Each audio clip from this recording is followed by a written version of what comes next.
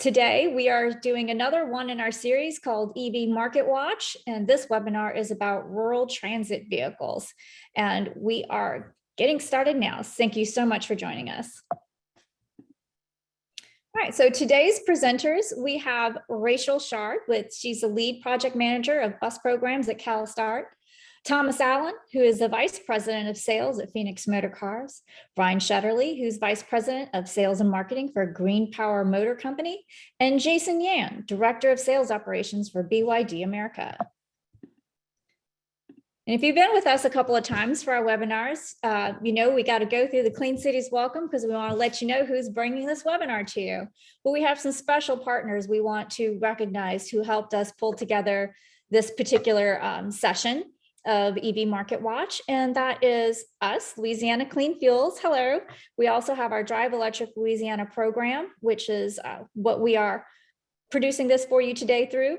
The Tulsa Area Clean Cities, Lone Star Clean Fuels Alliance, Central Kansas Clean Cities, and Clean Cities of Central Oklahoma. Thank you all so much for your work helping to put this together. And if you are in the area of one of these Clean Cities coalitions, I highly recommend you calling them when you have a clean fuel project that you would like assistance with. So what is Clean Cities? All right, so we're a national network that is part of the Department of Energy program under the EERE. There are almost 100 of us across the country. And if you don't have a Clean Cities coalition where you live, just find one nearby and you'll find that we're really receptive and we love to help and work with you. So a little extra tidbit about Clean Cities. We've been around since 1993, and Clean Cities coalitions, all of our work cumulatively together, working with our stakeholders, has resulted in an impact equal to nearly 11 billion with a B, gallon gas equivalent of displacement of petroleum fuels. So that is, we have replaced gasoline and diesel with alternative fuel or reduce the use of those fuels through idle reduction and electrification and other projects. And we have cumulative together, all our Clean Cities coalitions put over 1 million alternative fuel vehicles on the road. And we've established the fueling infrastructure that serves them. And we have eliminated millions of hours of idling. And if you would like some more statistics on the impact of Clean Cities coalitions around the country, you could just Google Clean Cities coalitions and go to the Clean Cities page for the Department of Energy. And there's a lot of great information there for you about what we can do.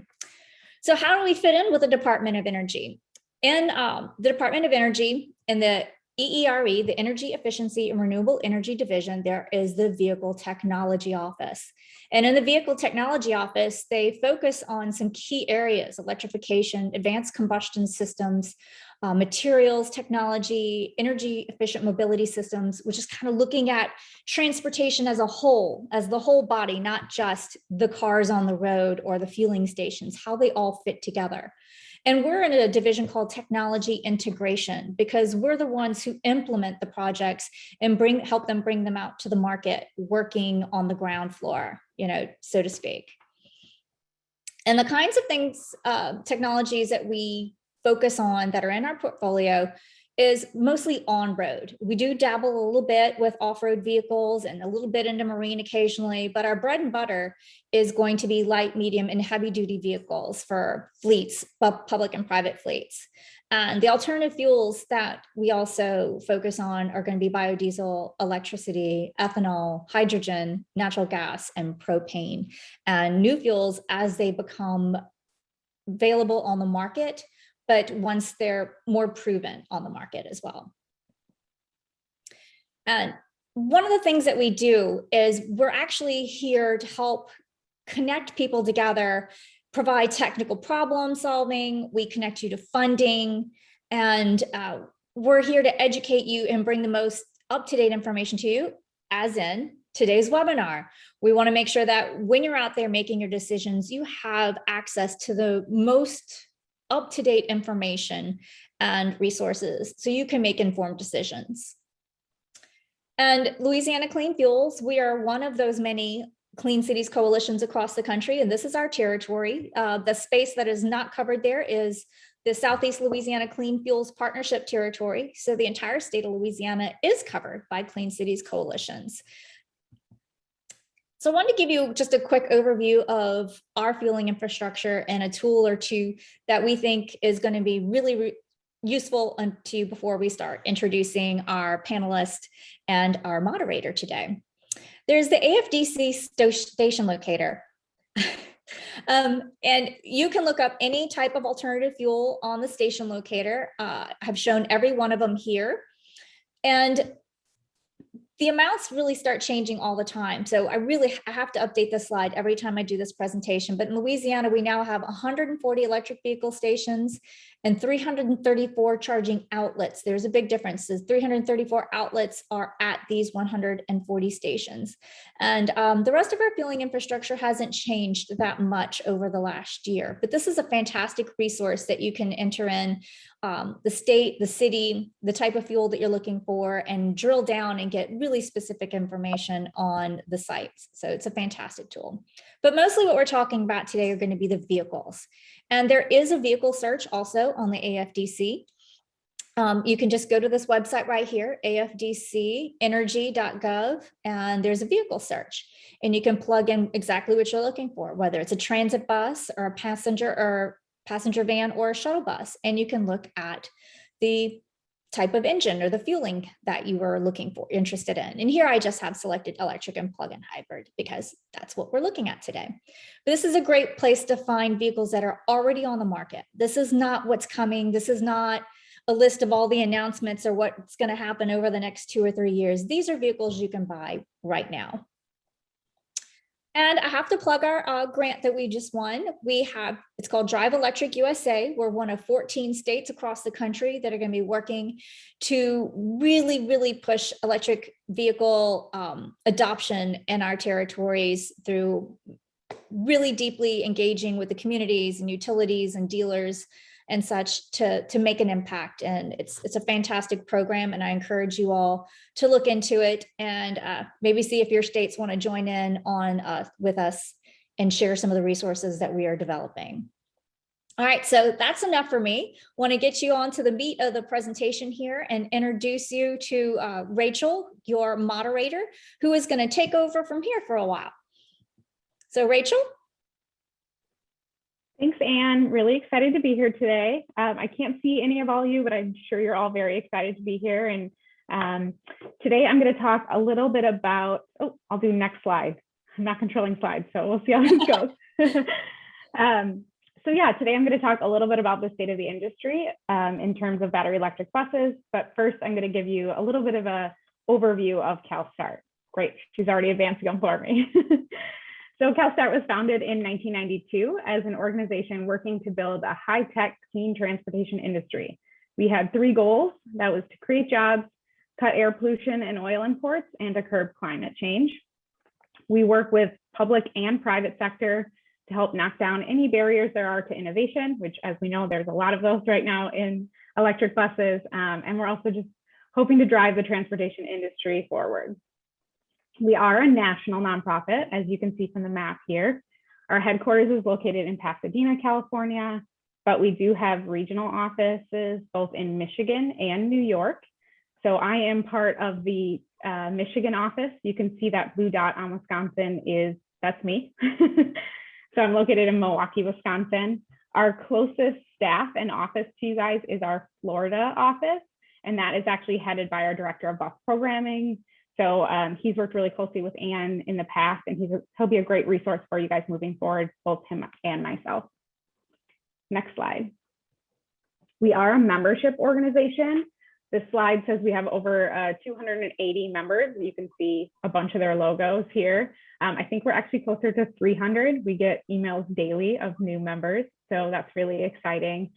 I believe all of the members on this call, the panelists, are members, and I think Anne just recently joined as Louisiana Clean Fuel. So yeah, we have plenty of different members, ranging from your typical little startups to industry leading corporations. We have transit operators, vehicle manufacturers we have here. We even have research institutions and regulators. So a lot of different members are part of our panel or are part of our organization. And we like to say that we're kind of the organization that connects all the dots. So that's, I think, one of the reasons why Anna invited us today to speak and be a part of the panel. Next slide. So what does CalStart actually do besides moderate panels? So we have 5 key initiative areas that we focus on. As you can see from the slide, those are cars, trucks, buses, which we're going to talk about today, innovative mobility, which is a little bit newer to us. This is like your scooters and things like that that you see on the street, and also like ride shares. And then the last area is fuels. Within those 5 initiative areas, we do kind of 5 broad activities that focus on each of those. So we provide services in technology development and demonstration. We do assessment and validation and market acceleration. We also inform on policies that help support industry growth. So we have policy staff within our organization, and we make it our goal to help members of our organization achieve their goals. So if any of you guys become members, or if any of your state offices are members, you can benefit from some of our membership perks. Next slide. Great. So what I want to talk about today is what we like to call zeroing in on ZEB. So one of the activities we do annually is collect data nationally on the transition from fossil fuel buses to clean zero emission fuel buses. So our report is called Zeroing in on ZEB, which is why the title of the slide is this. One thing that I want to show, I'm going to talk about it kind of like at a national level, and then I'll show you some regional data as well. So at the national level, you guys can see by the slide that we have increased the amount of electric buses or fuel cell buses that were purchased from the previous year by 24%. That's a great increase, and that number hopefully will grow every year. It is a cumulative collection of data. So you can see the total zero emission buses is 2,790. This is based on our 2020 report. So all the data here will be from 2020. We are currently collecting data for our 2021 report. So that will come out in the coming months. But for now, today, we're going to look at our 2020 data. So of the 2,000 plus zero emission buses, the majority of those, as you can see, are battery electric buses, but there are a few hydrogen fuel cells. We do dabble in that area as well. And there's actually a lot of talks in that area recently with some transit operators. So you might hear more on that topic later. So of those almost 3,000 buses, about 617 are small buses currently. So it's a small portion of the full battery electric bus market. If you look at the national map on the left here, you can see the sort of the brighter the blue, the more buses that have been purchased or are operating or have been deployed in those states. So right now, as you can see, everyone expects, of course, California is pretty high on that list, but you may not know that Washington, Colorado, and even Florida are actually have a lot of buses as well. So it's great to see states growing those numbers annually, and hopefully in the near future, they'll all be bright blue. All right, next slide. So looking more on a regional level, I have 2 regions here because I didn't want to just do Louisiana. I know that there might be other people from the call or on the call from other areas of the country that are nearby. So I pulled region 6 data, which does include Louisiana. Well, you can see my brackets a little off. Formatting always changes from one slide to the next. But yeah, so looking here, Louisiana has 14 as of 2020. Hopefully we'll see that number increase. And you can see on the map some of the partners and some of the entities that have purchased those electric buses. And I think some of our panelists are going to talk about at least one of those projects today. So hopefully you'll hear more in depth about one of those. And then on the region 4 side, can we do like a hand raise? Is there anybody from region 4 on this? Is that an option to do, Anne? Yeah, they can raise their hands. If you look down at the tab at the bottom, you'll have the chat, the Q&A and such. You can raise your hand. So 2 participants. Let's do raise your hand if you're from Louisiana first. or maybe any of region 6. Okay, they're doing it. We have 6, 7, 8. I can't see this, so Anne's gonna have to Okay. tell me. 8 participants have raised their hand from Louisiana. 9. Fantastic. Okay, y'all can lower your hands now for the next question. Yeah, and then raise your hand if you're from region 4. I think we might have some projects from this area that are discussed by the panelists as well today. 2, 3.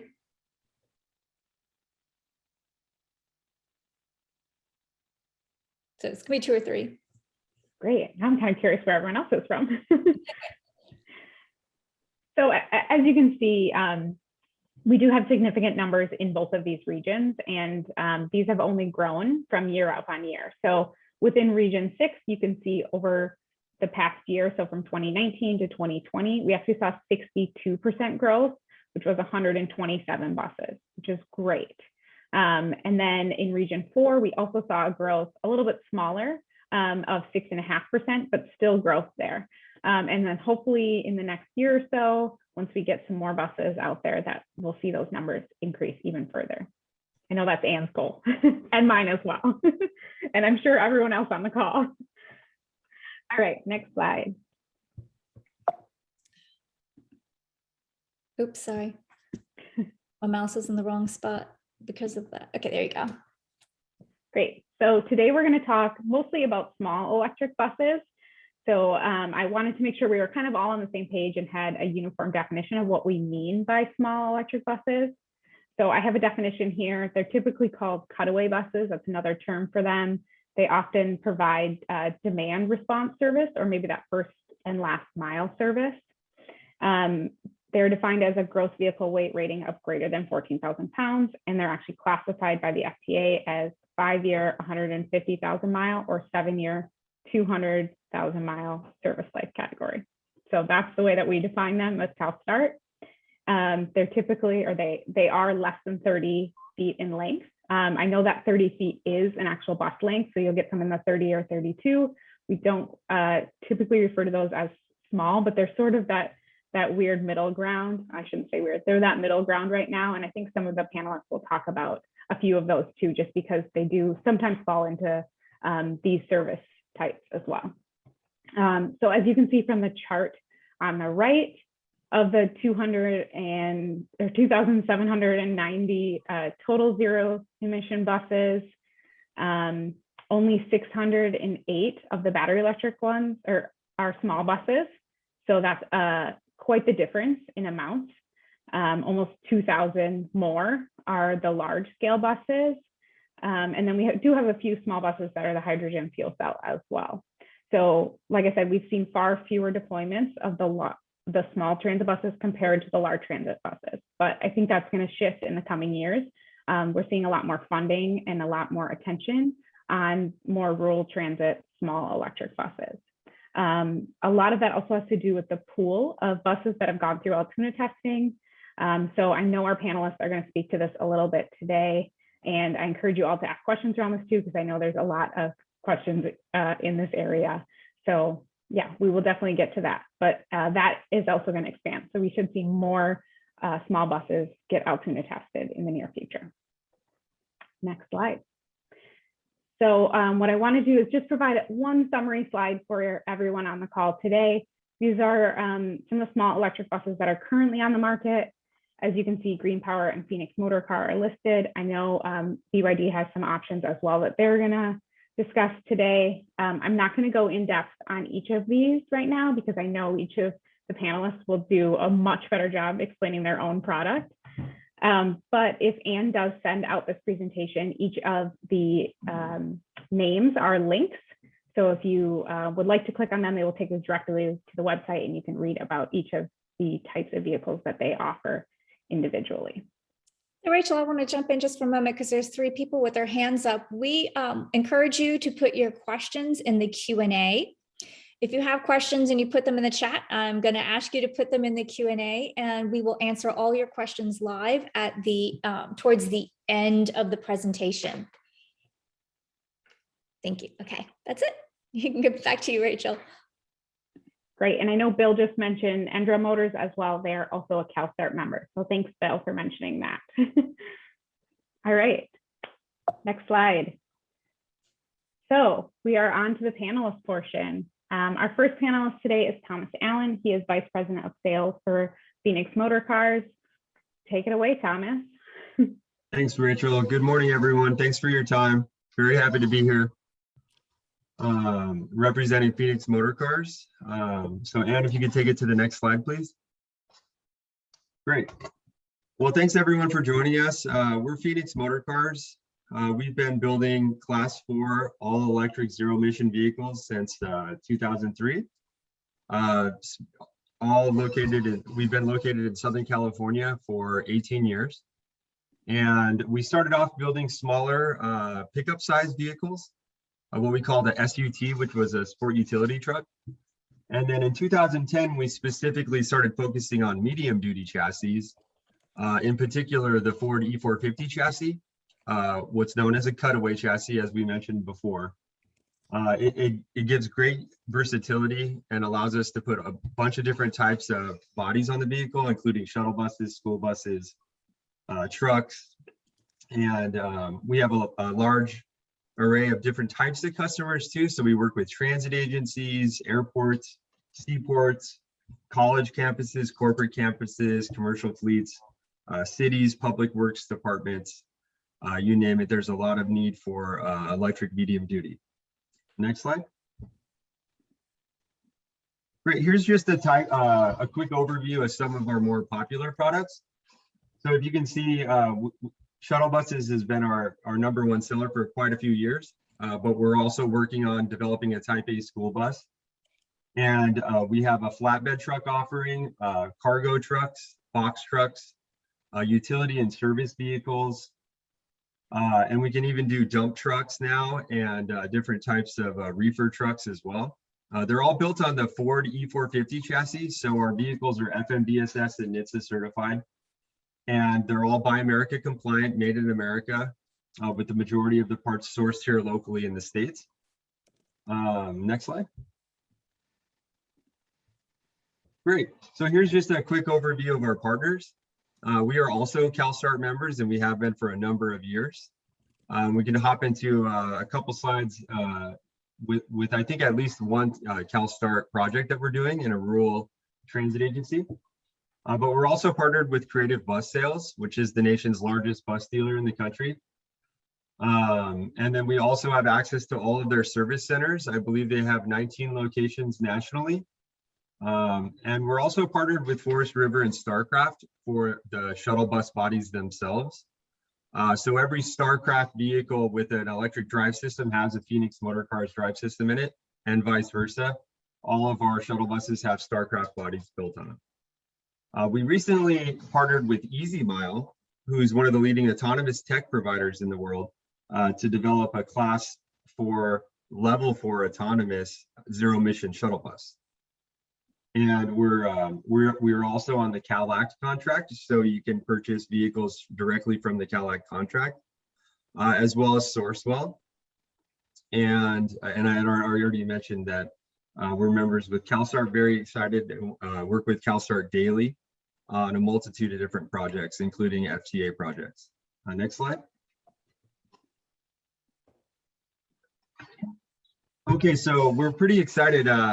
Very recently, actually this month, we hit the 3 million miles driven on our electric chassis, which is a huge accomplishment for us. And what does it mean?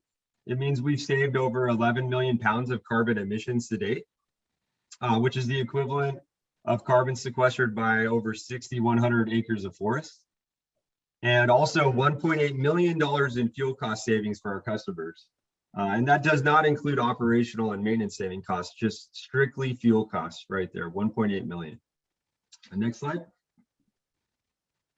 Great, here's a quick overview of our actual electric drive system. So it's a non-invasive system, meaning that all the battery packs and subsystems are built on the frame rails underneath the vehicle. So there's no batteries hiding in under the seats or inside the cabin of the vehicle, which also allows us to put all those different types of bodies on our vehicles. The cost per mile of driving electric with our efficiencies is about 11 or 12 cents a mile, as opposed to a typical ICE or even CNG or propane vehicle, which could be somewhere around half or $0.75 of a dollar per mile. There's significantly lower maintenance costs and significantly lowered and reduced noise levels as well. There's no gear shifts. It's a direct drive system, so there's no transmission whatsoever. And it's just a very clean, quiet, and smooth drive. Our vehicles average a little over 60 metric tons of carbon dioxide reduction a year. And that's based on about 100 miles a day. If you're driving less, if you're driving about 50 miles a day, you're probably saving somewhere around 30 tons a year. And then if you select one of our larger batteries and push to about 150 miles a day, you're saving close to 90 metric tons of carbon dioxide a year. And what does that equal? So 60 tons of carbon dioxide, that's the amount of carbon sequestered by 1,000 trees, and it takes them 10 years to do so. So every year that an ICE engine in a vehicle like this is driving 100 miles a day, you would need to plant 1,000 trees and let them grow for 10 years just to clean that pollution up. And then if you hop into the next slide, I'll show you our different size batteries. So we actually have 3 different configurations, so we can mix and match and play with seating capacity, with payloads, with range, and also with price. We can do anywhere between 100 and 160 miles per charge. And below we put a little cheat sheet on the approximate charge time for both level 2 and level 3 charging. For those new to charging, level 2 chargers are typically used overnight. So they're perfect to plug in the vehicle and walk away. And at the beginning of the shift in the morning, they're ready to go. But all of our vehicles also come equipped with level 3 DC fast charging, which we call opportunity charging. So if there's any downtime in your on-demand service, or if there's any breaks in your fixed route, and you could plug in for 20, 30, 40, even an hour, you can significantly increase the daily range of your vehicles. So you don't always have to necessarily pick the largest battery pack. We work with all of our customers to plan all of their different routes, look at their charging schedule, and take a look at their depot and see what would make the best fit for the particular duty cycles of their fleet. Our GVWR is 14,500 pounds, which classifies us as medium duty. We max speed at 65 miles an hour. And we have a peak power of 230 kilowatts in our motor, which is slightly more torque than the V10 Ford engine that we take out of the vehicle. And we have an industry-leading battery warranty at 5 years and 150,000 miles. And then we match Ford's electric drive system warranty of 5 years, 60,000. Next slide.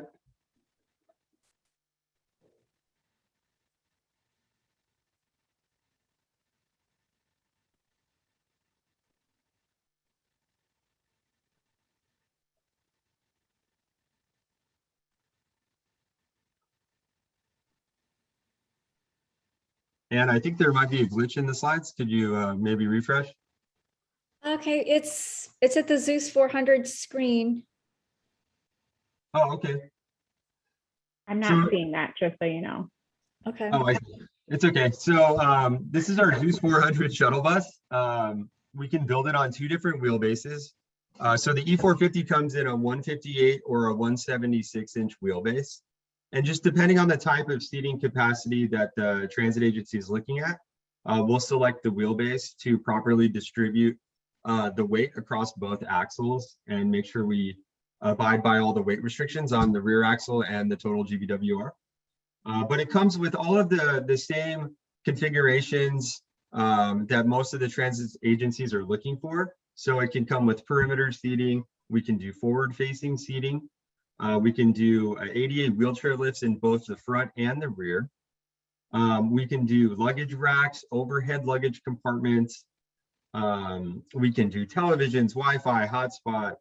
We can do destination signs, LED, and we can also put fare boxes in as well for collecting fares. We can seat up to 24 seats, but we always want to run weight analysis on all of our different configurations so that we can abide by the weight restrictions. So if you're interested in a special configuration, you can just let us know and we'll run all the weight calculations prior to the quote. Next slide. Great. And here's just a quick slide of the autonomous vehicle I mentioned. We call it the Easy Zeus because we're partnered with Easy Mile, and our electric shuttle bus is called the Zeus, which is the Zero Emission Utility Shuttle.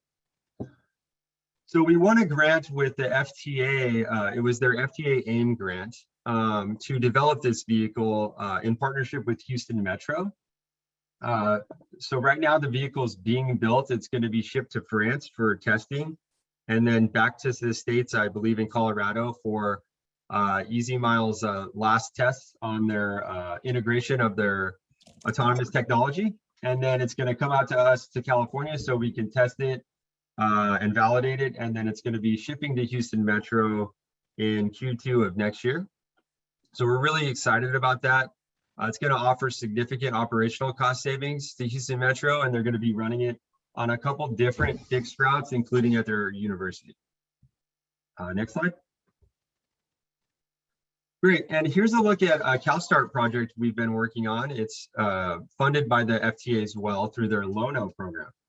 And it was a project that we won to provide rural transportation to different transit agencies across the state of Wisconsin. It's a perfect test bed to show our cold weather package that we've developed as well. So we're really excited about it. There's going to be 3 different transit agencies participating, each getting 2 different vehicles. So we helped each transit agency look at their different routes, plan the size battery and the seating configuration that best suited their duty cycle. And then we also helped them plan the charging and infrastructure as well, working closely with the electrical contractors.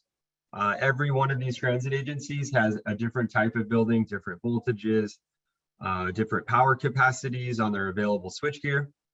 So we worked with each one, and we're very excited to start deploying these in the beginning of next year. Next slide. Great. And then here's a look at another project we did for a rural transit agency in Tennessee. We actually helped in partnership with the University of Texas at Austin and Tennessee Technological University to apply and win for a Department of Energy grant to bring the first all-electric cutaway bus to Tennessee. It's going to be deployed in Upper Cumberland, and it's a joint project with the 2 universities, the DOE and Phoenix Motor Cars. Next slide.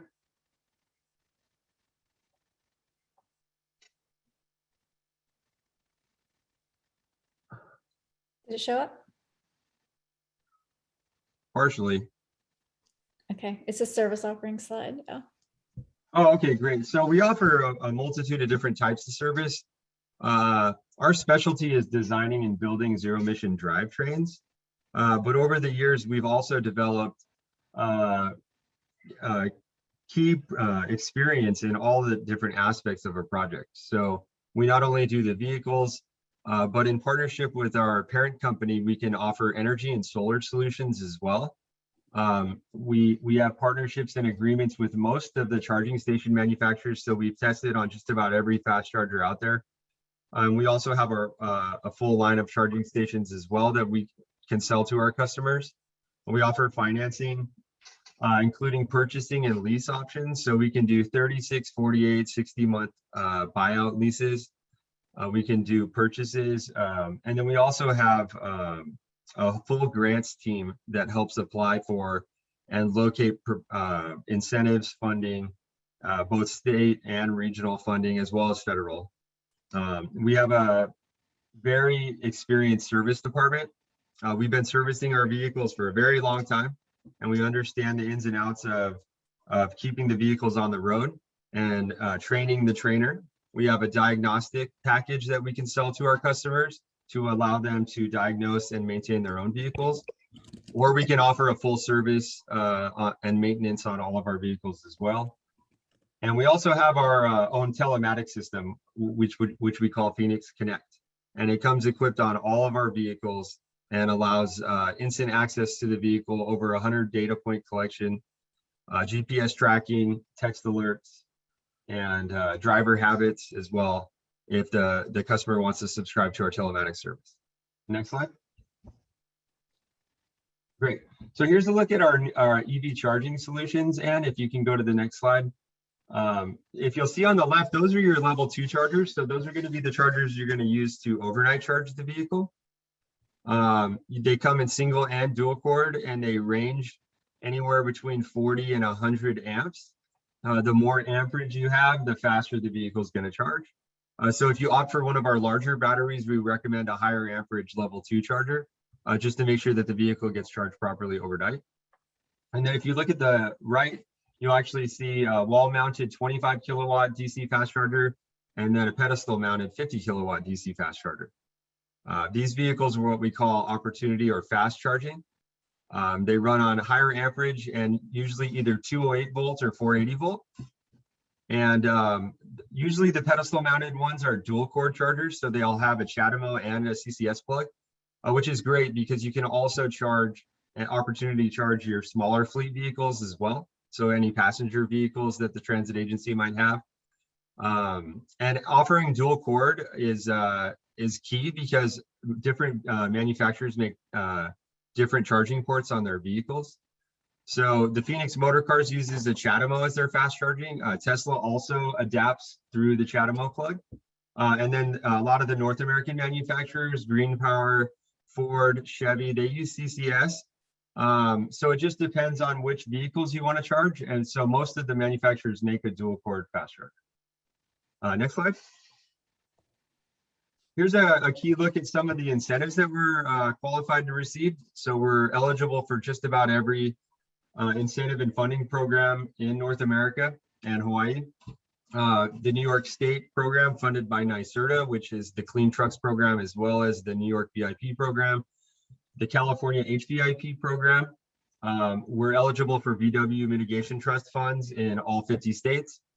We're California Air Resources Board certified as a zero emission vehicle, and we have been for, I believe, 8 years now.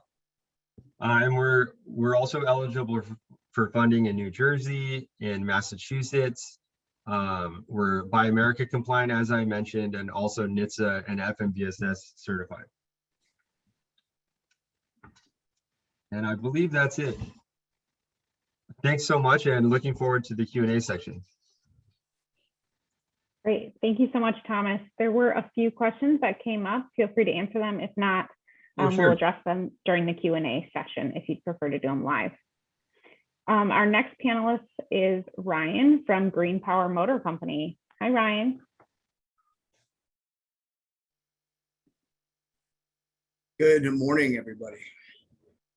My name is Ryan Shetterly. I'm the Vice President of Sales and Marketing at GreenPower Motor Company. Next slide, please. GreenPower Motor Company started in 2010 with an idea to bring purpose-built zero emissions products to a market where we are today, right? We started delivering vehicles at the end of 2017. We've since delivered over 140 vehicles. The company is headquartered out of Vancouver, Canada. For all intents and purposes, 100% of the company is ran operationally here out of the greater Los Angeles area. We have a service and maintenance facility in Porterville, California, and then an administrative office here in Rancho Cucamonga, California. Next slide, please. I'm going to get right into the vehicles, talk a little bit about what we do and who we've already delivered to. The biggest difference between ourselves, GreenPower Motor Company, and some of the other competition on the market is all of our products are purpose-built, meaning that we do not buy an E450 or a Ford chassis, decontent it, meaning taking off the transmission, the gasoline engine, gas fuel tank and things like that, and then putting batteries and a traction motor in a BMS and calling it an electric vehicle. Our vehicles have been built and designed from the ground up to be electric, starting with our EV Star CC, who we recently did a deal also with Forest River on, where essentially they will build their Starcraft body on top of our purpose-built chassis. allows for better weight distribution. This is going to be the same chassis that's gone through Altoona testing on our EV Star, and I'll talk about that just in a few minutes. So the chassis itself weighs about 7,000 pounds. We've got a gross vehicle weight rate of about 14,331 pounds. Gives you a usable payload of over 7,000 pounds. Next slide, please. This is our Altoona tested Buy America EV Star. It's a 118 kilowatt hour battery pack. All of our vehicles are equipped to charge with both AC onboard charging, so the universal Clipper Creek CS100 is fine, as well as DC fast charging. So you can opt for overnight depot charging in somewhere between 8 and 10 hours, depending on what your charge rate is, or you could charge the vehicle from 0 to full in just under 2 hours with a 50 kilowatt CCS1 combo charger. The vehicle actually tested at Altoona at 150 miles under full gross vehicle weight rating in the dead of winter in the middle of January. So the vehicle itself has proven that we can operate in cold climates. We too offer several climate packages that will be conducive with whether you're going to be deploying in Palm Springs, California, or a very, very cold part of the East Coast. Next slide, please. This is our EV Star Plus. This is currently a vehicle that GreenPower Motor Company has developed. We've since shifted gears a little bit, and we're going to be having Forest River build this product. It will also be distributed through Creative Bus Sales. This is going to be up to 24 passengers. The difference between our vehicle and some of the other products that will get marketed to you is that we don't need to do a weight calculation. We know what the chassis weighs, we know what the body weighs, and we will be able to accommodate max capacity of up to 24 individuals. Next slide, please.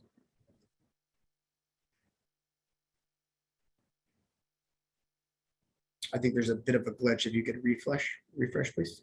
I don't know if there's a way to refresh, but it will come through. It's the EV Star Cargo. EV Star Cargo. Okay, I will. So I'm still seeing the EV Star Plus on my screen. I'm not sure about everybody else. But in any case, our EV Star Cargo is a first mile, mid mile, last mile delivery solution. It's going to have a carrying capacity of between 5,000 and 6,000 pounds, depending on how you equip it. Still going to have the same battery pack, 118 kilowatt hours. And we're currently deploying these all over the country at this point. Next slide, please. This is our EV Star Cargo Plus. So the body that you see on here was built over at Marathon. This is perfect for some of the individuals on the call who may work for cities who are looking for a mid-mile, last-mile delivery solution. This vehicle too is going to have up to 6,000 pound carrying capacity, depending on whether you operate it for a lift. I know you see 5,000 pounds there, but when we did that calc, it did have a lift on the back. Next slide, please. GreenPower Motor Company also builds a purpose-built Type D school bus. It's a 90 passenger, 194.5 kilowatt hour battery pack. It's a monocoque chassis. We believe it's the safest product on the market. These vehicles began delivering at the end of 2019 here in California. And now we're working with dealers, starting a dealer network all throughout the South, as well as the Northeast and the Midwest. Next slide, please. Our EV250, which still by definition of the FTA falls into a small bus. This is going to be a 30-foot vehicle. It's got about 140 miles of range. We've got this vehicle in airport operations here in California, as well as the upcoming deployments on the East Coast as well. Next slide, please. The EV350. EV350. Okay, so this is going to be the 40-foot variant. Again, my slides are not, I'm not updating on my end. It's no problem at all. So the EV350 is a 432 kilowatt hour low floor 40-foot transit bus. We've got these deployed throughout the state of California. And again, as we start establishing our dealer network heading east, you will see these in cities running around you very soon. Next slide. Current customers, we've done some pretty notable deployments with UCLA, Zeus Solutions. One deployment I'd like to talk about, it was mentioned that the first FEMSS compliant vehicle is currently being developed for autonomous use. We've already delivered one. Jacksonville Transit Authority has deployed a vehicle on their what's called the Ultimate Urban Circulator. That vehicle is been delivered. The service hasn't officially started yet because they're doing all their testing there locally on property. So we partnered with Perrone Robotics on that, and the vehicle was the first purpose-built FEMSS compliant vehicle capable of going highway speeds, so up to 65 miles an hour. Jacksonville Transit Authority issued what's called the Golden 20. We met 19 of those criteria, and that's why we were awarded the contract. We've got a bulk of our business has been here in California. We're represented, the closest representation that we will have to Louisiana or any other Midwestern states at this point is going to be Creative Bus Sales in Irving, Texas. And then they've also acquired some other properties in Georgia. So we'll continue to expand our reach, and we look forward to working with everybody very soon. Next slide.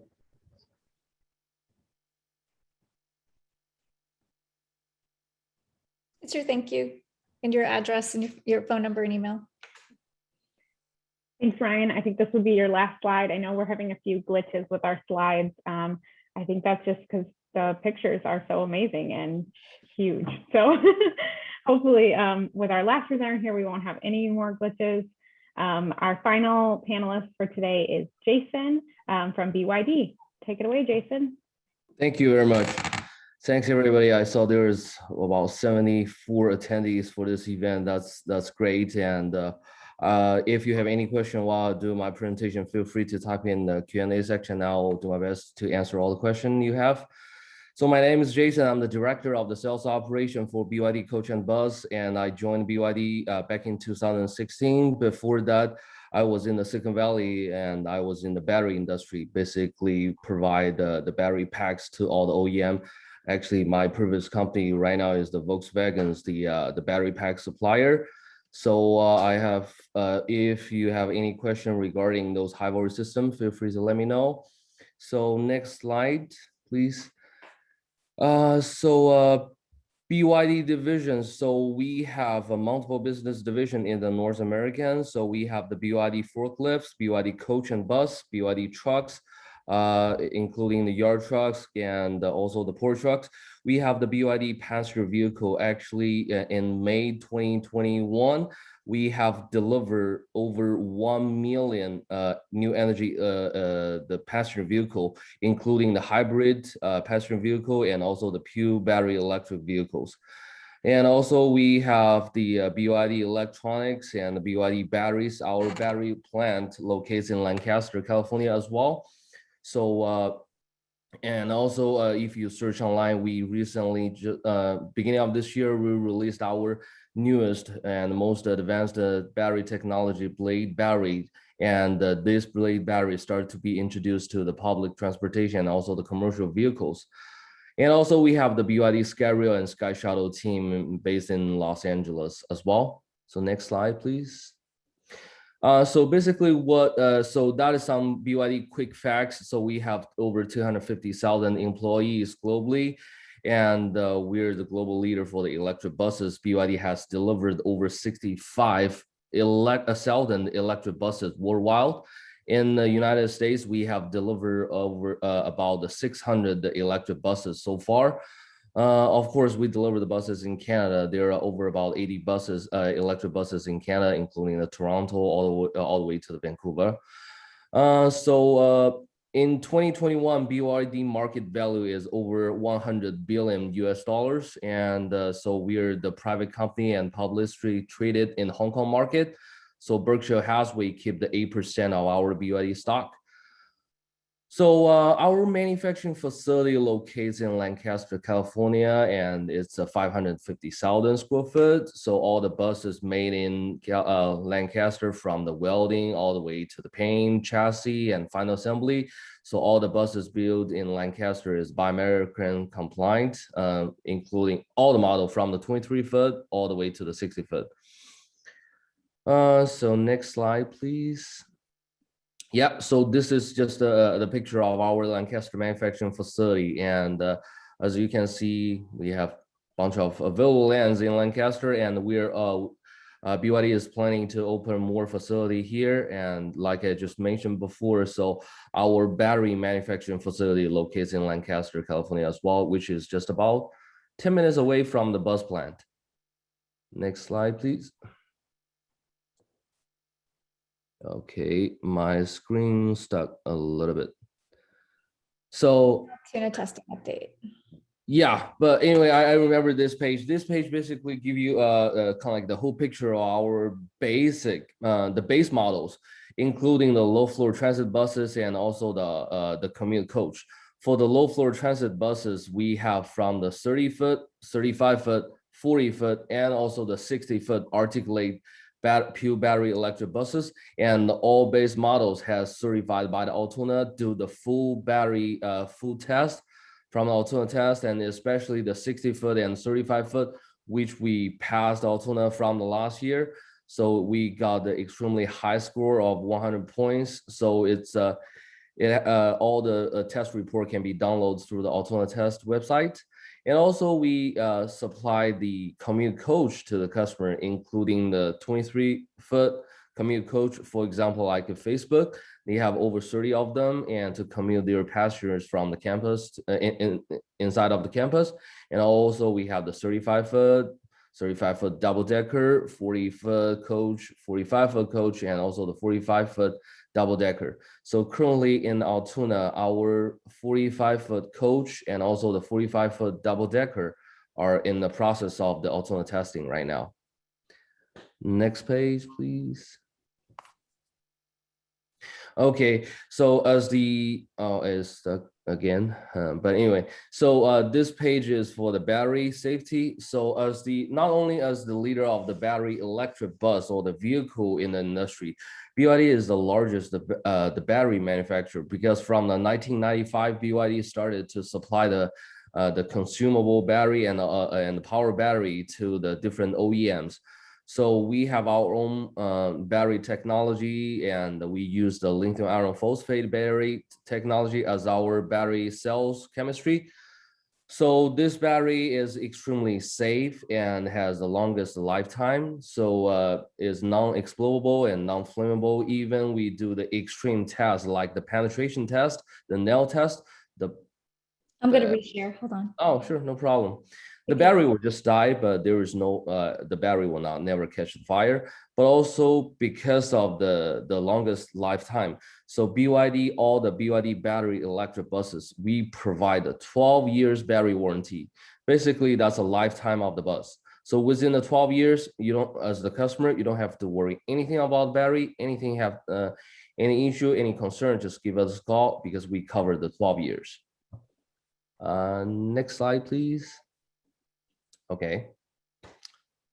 Yep, again. Is it possible, Anne, to go back and then go forward again? Maybe that will refresh. Yeah.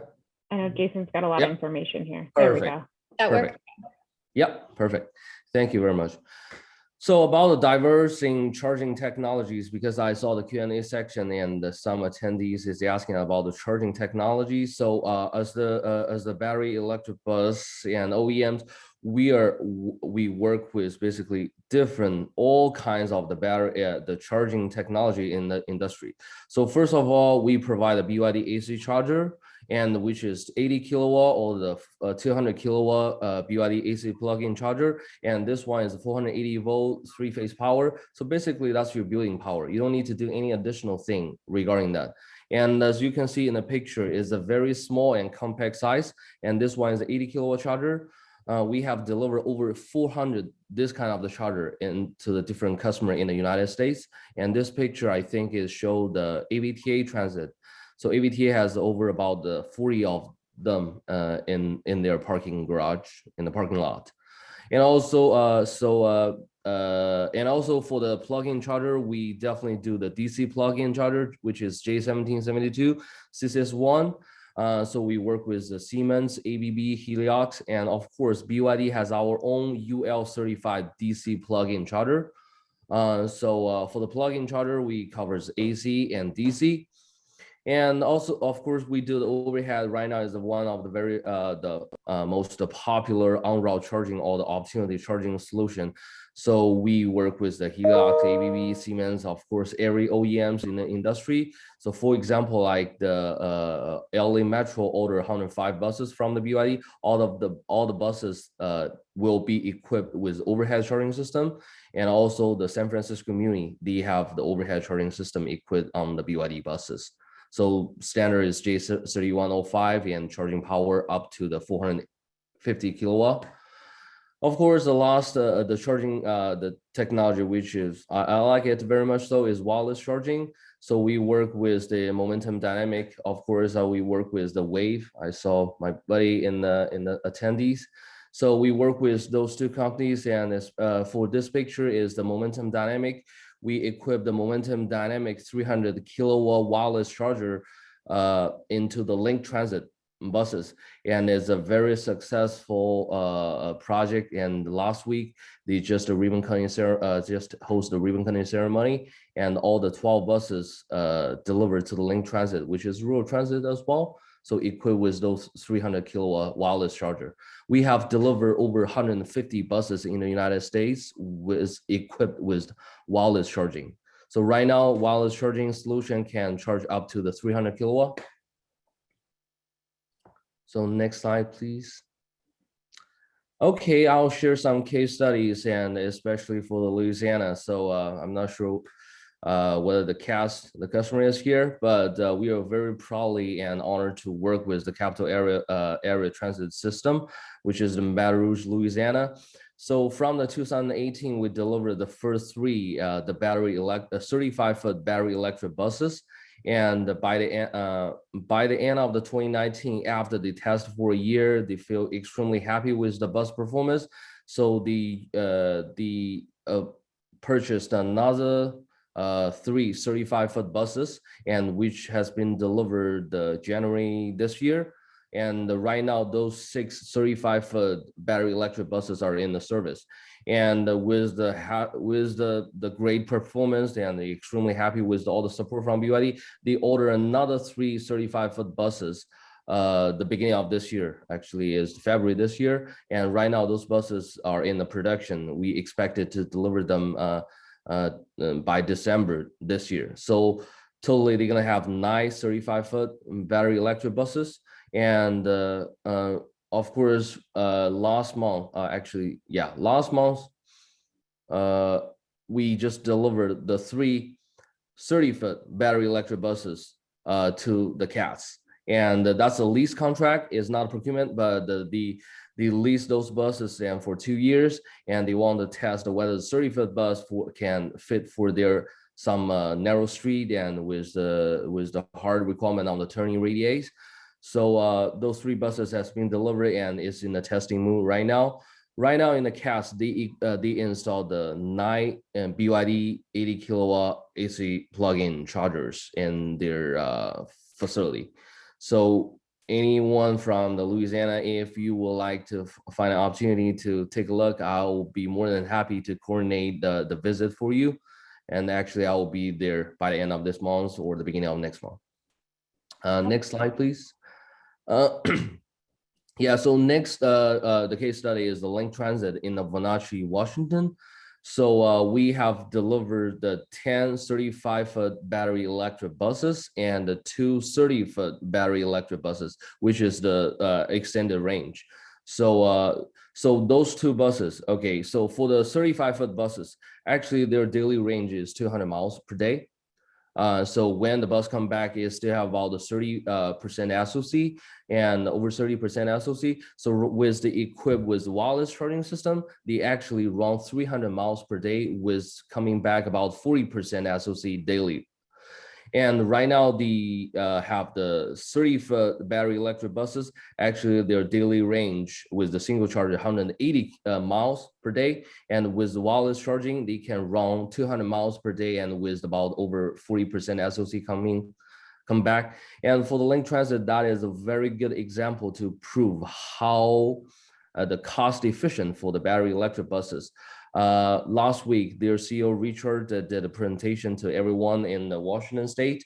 So expressed the cost comparison between the electric buses gasoline buses and also the diesel buses. Actually, for the maintenance cost, including the fuel cost and the maintenance cost, the BYD 35-foot battery electric buses cost 24 cents per mile. And for the gasoline is the 67 cents per mile. And for the diesel one is the 46 cents per mile. So basically for the BYD electric buses, and is the half the maintenance cost of the diesel buses from the very beginning.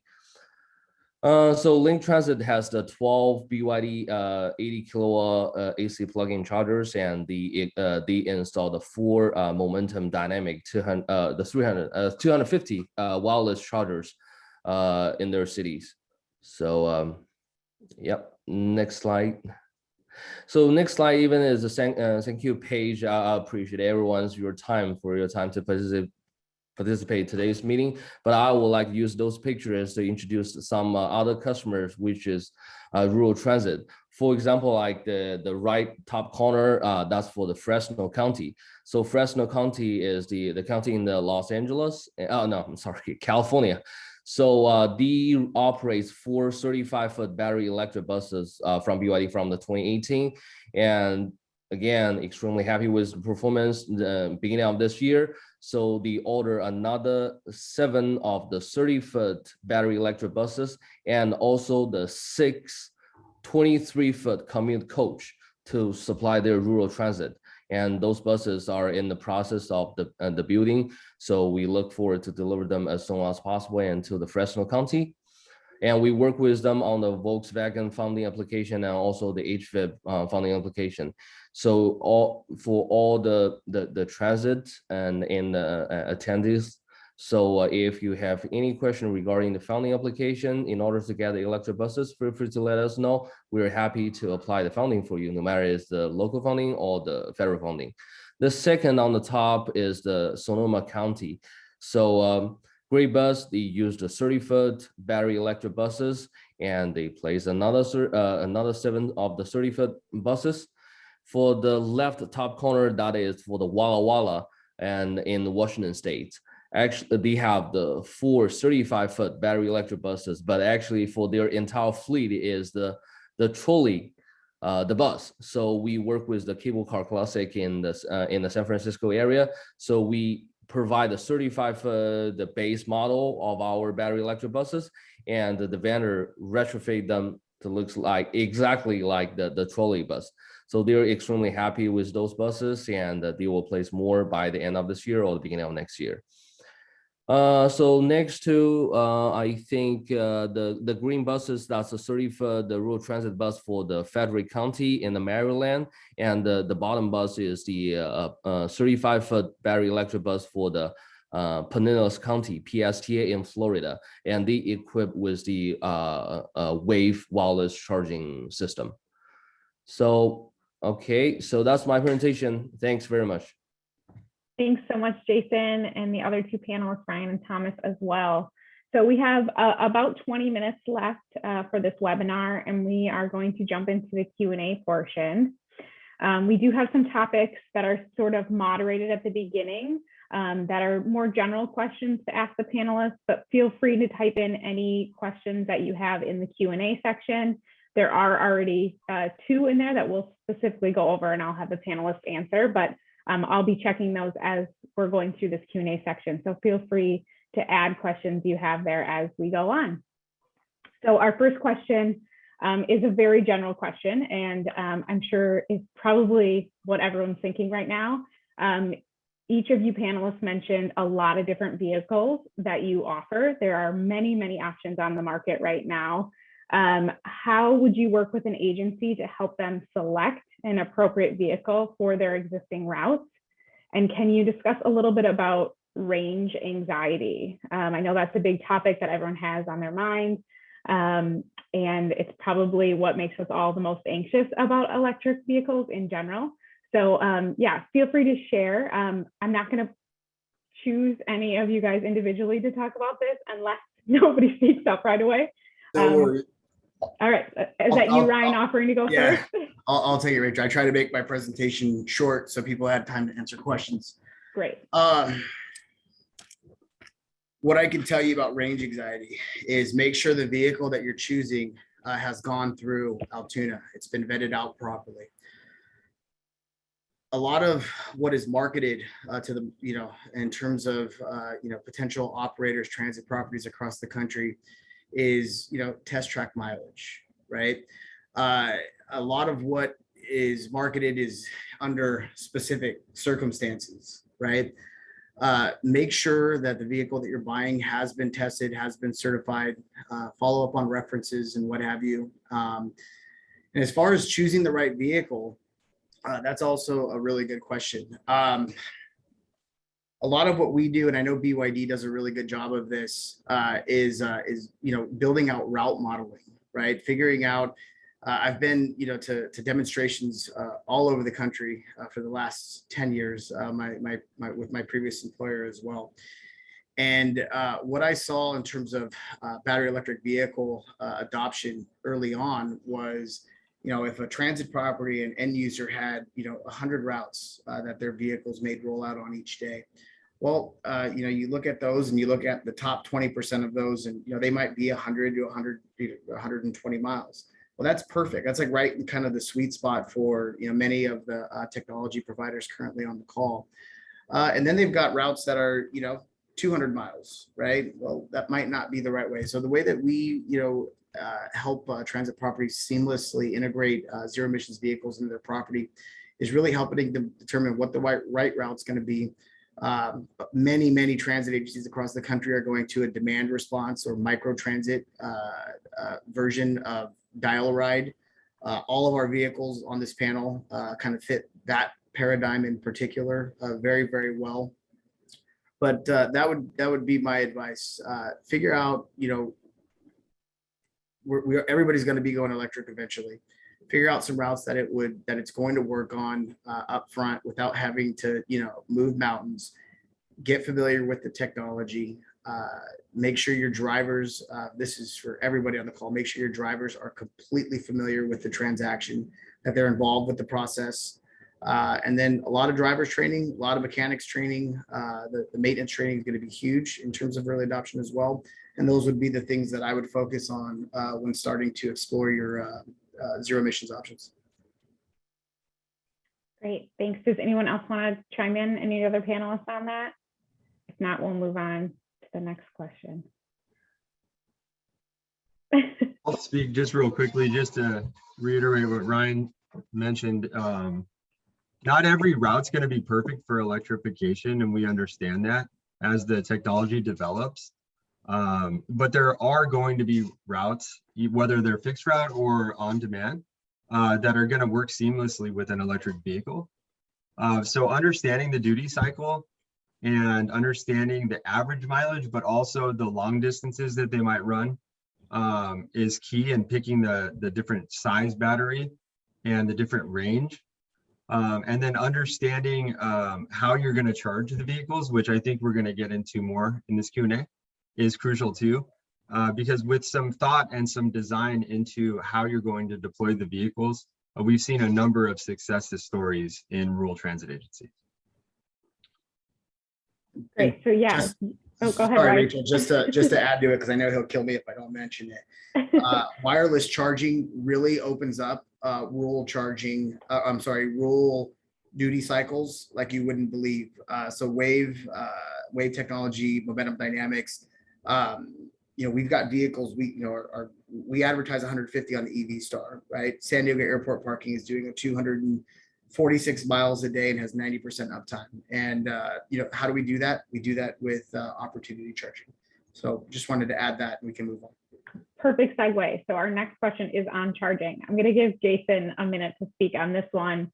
So we at CalStart, we always stress the importance of making sure you have charging infrastructure in place before your vehicles hit the ground. You never want to have buses sitting there. It's bad for publicity, and it's just bad for operations in general. So what should an agency consider when choosing their location and their type of charging infrastructure? And then if anybody wants to speak to this, also one of the chat questions was, if you have an onboard charger, do you need to purchase a charging station? So Jason, do you want to speak to the charging infrastructure a little bit? Oh, sure, absolutely. So, yeah. So for selected the charging solution, I'll separate it into the two different ways to help the transit agency to make the decision. First one is normally of course the bus always equipped with the overhead charging, not overhead, overnight charging the system.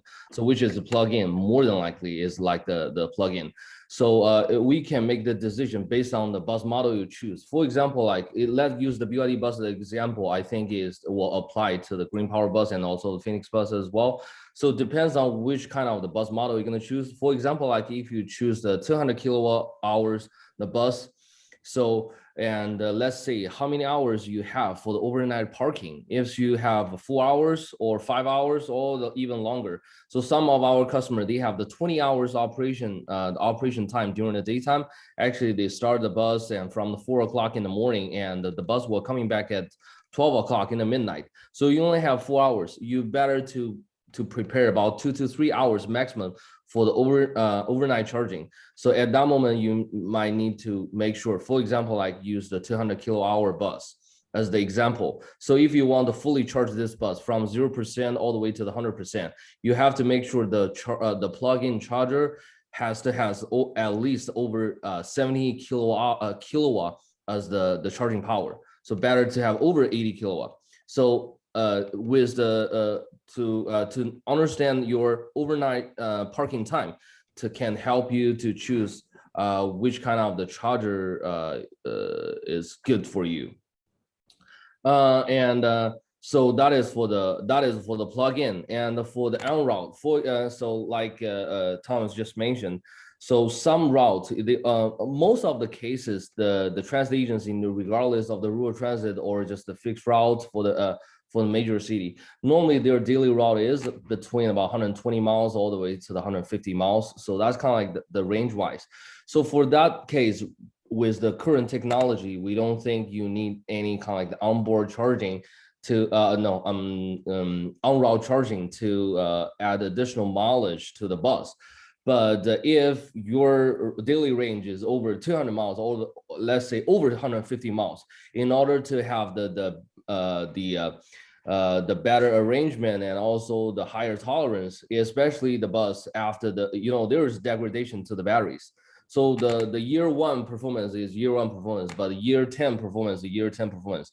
And if your range is over 150 miles, I would recommend you start to think about on-route charging regarding is the overhead charging system, wireless charging system from the momentum dynamic or from the wave. So that will be one of the options for you. It depends on your daily operation range. And for the charging infrastructure, the building, so how to set it up for the charging infrastructure. For sure, you can work with the contractor. You can right now in the industry, BYD work with the partner, and I know there's a lot of the company can provide a turnkey solution for the charging infrastructure. They can buy the charging equipment and lease to you and charge you through the electricity bill or charge you through the service. BYD work with Ampli Power to do that, and for the BYD AC charger, because right now for the plug-in, basically it requires the output. The power is 480 volts. So it's pretty general and the standard right now. So I don't see a lot of the challenges on that. To answer the last question you have for if we have the onboard charger, whether we need the charger.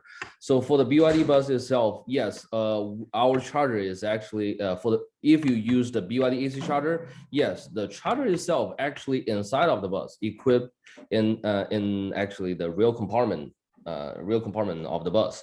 So, but we still have the charger, like what you see on the picture I show on the charging page. So it's not a charger. Actually, technically, it should be the charging interface.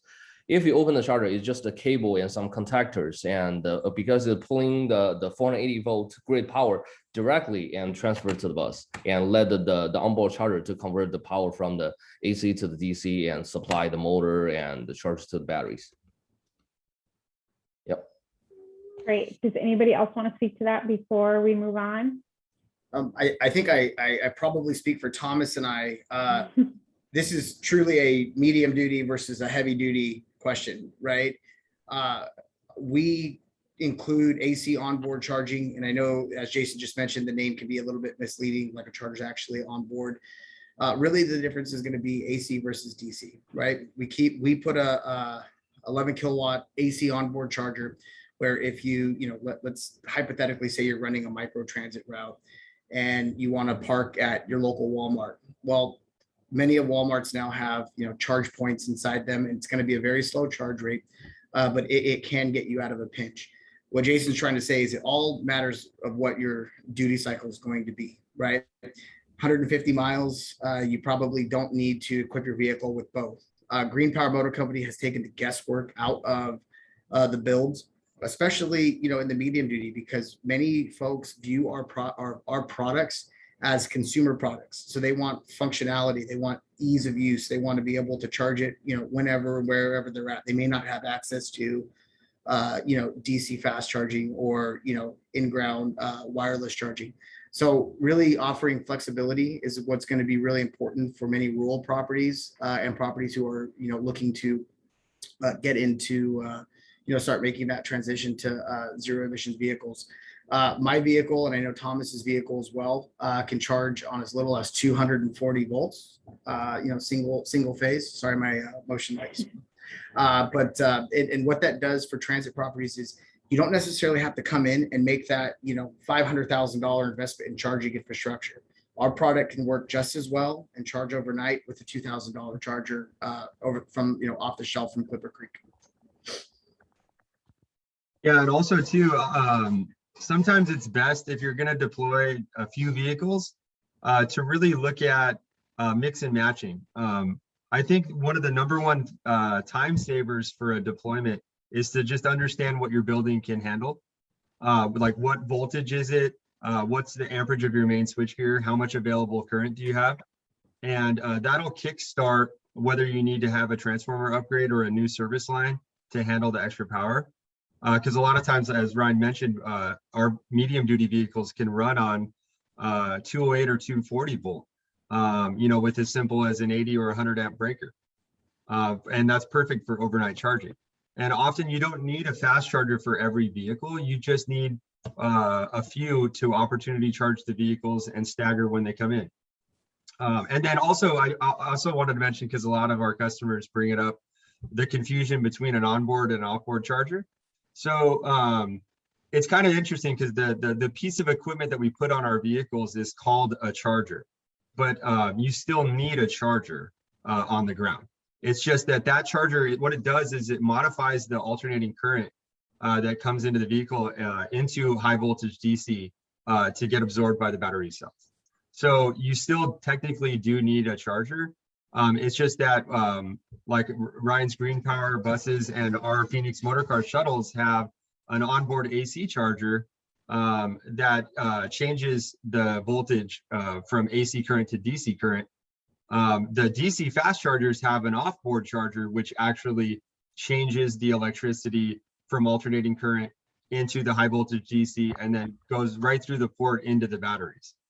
So that's the difference in what's called a charger. Thank you. That is a very important clarification, and I think was probably really helpful in the form of that question. Okay, so I do have one more question I'm going to ask, and then we'll address some of the other ones that have come in the Q&A. The last question I have for you guys is, okay, you have your bus, you have your charging infrastructure, then what happens?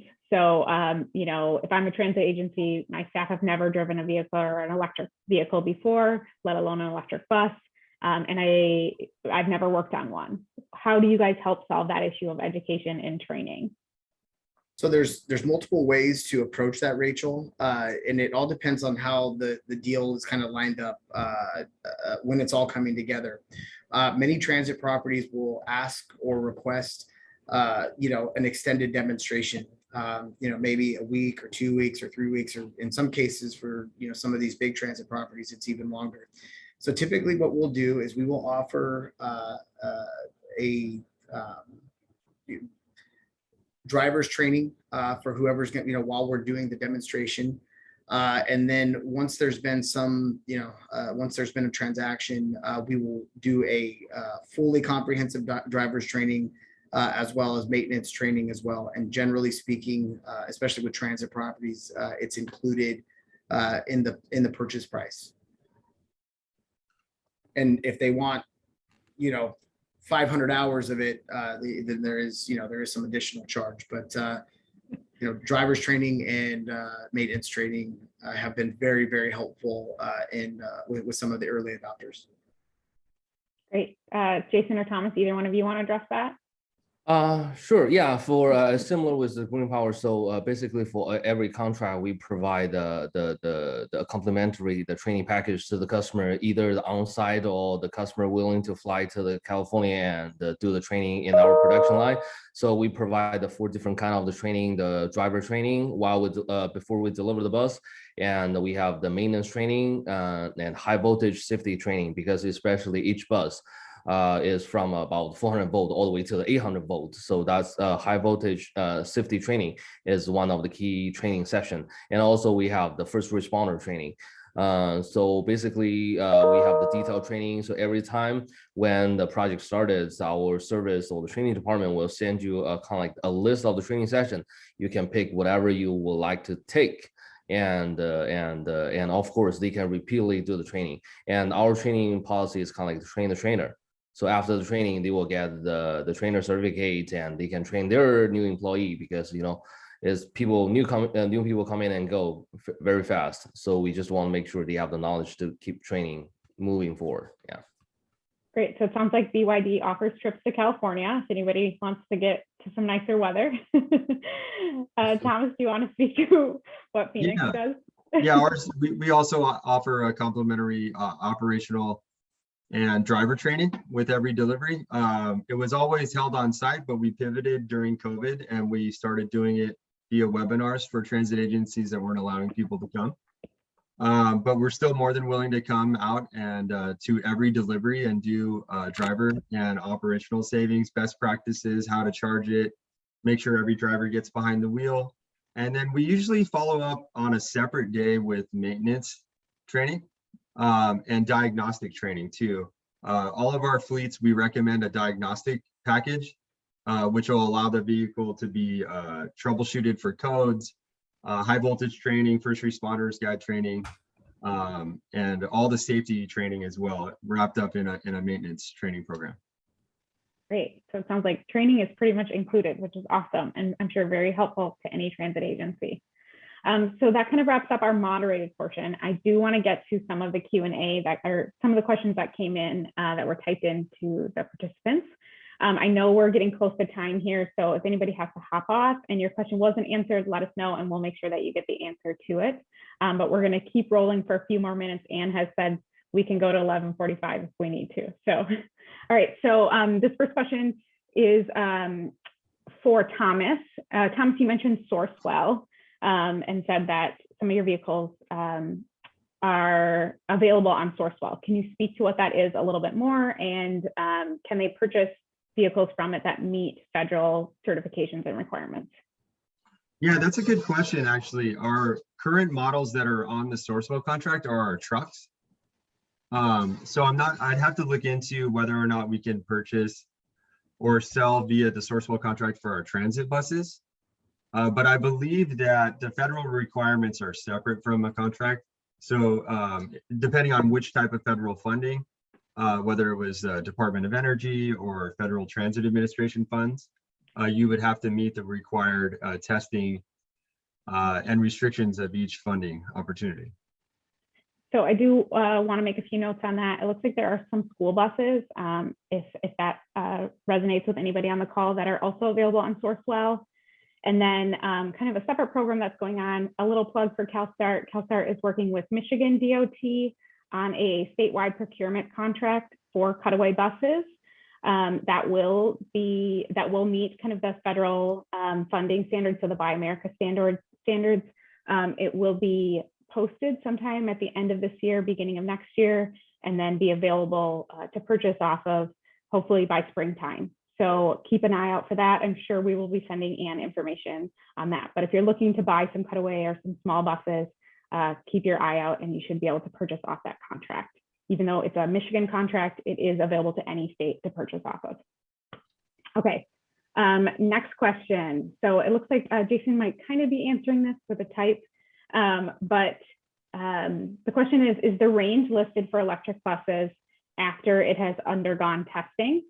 We found that one entity that the range listed for our bus was around 200 miles, but the entity said that they have found it's more like 165 miles.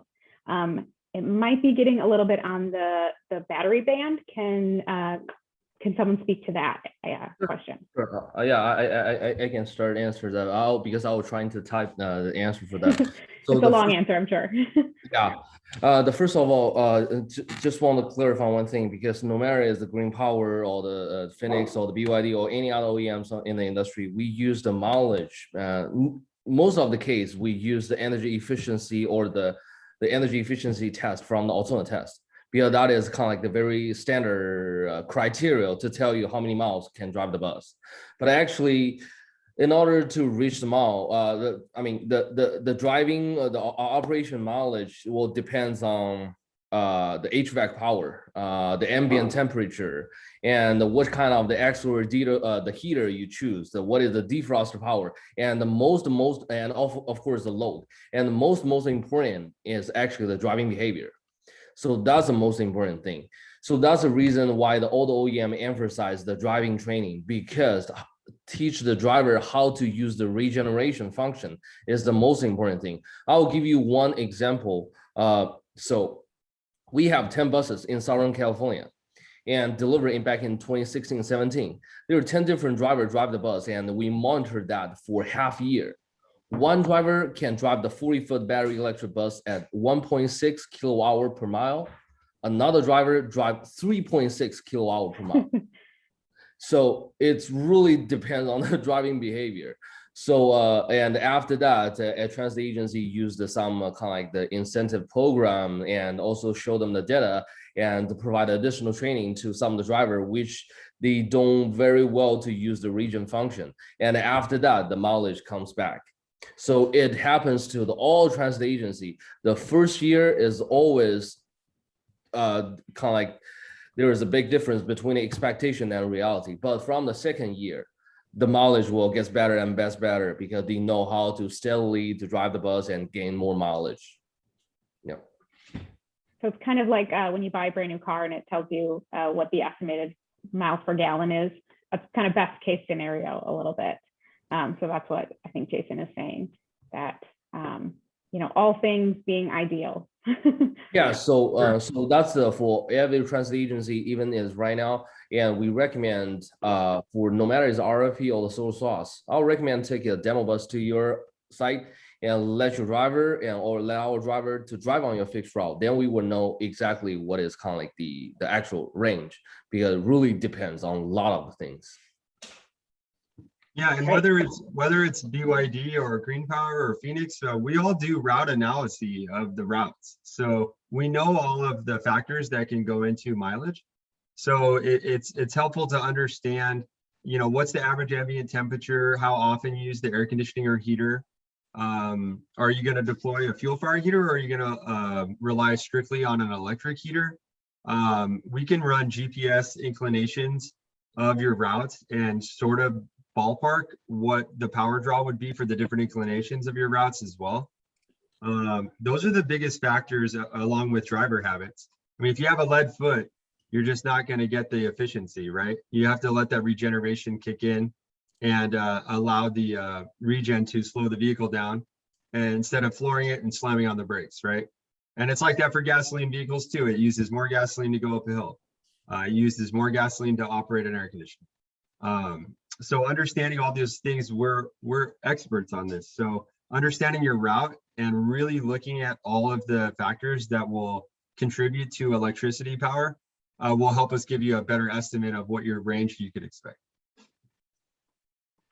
Great. Okay, so the next question, I think you guys can see all of these.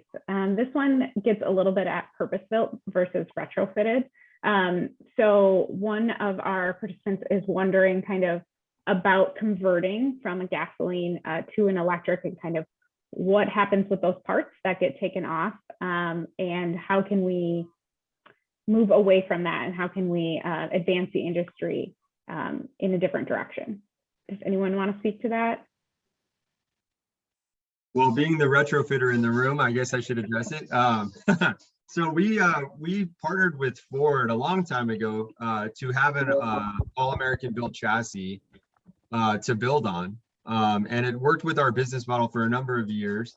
It's a chassis that everyone's driven. Most of your cutaway fleet is going to be on either Chevy or Ford cutaway vehicles. So we offered a solution where you could jump into an E450 cutaway vehicle, and it operates very similarly to how the vehicle operated before, your gasoline or propane or CNG vehicles.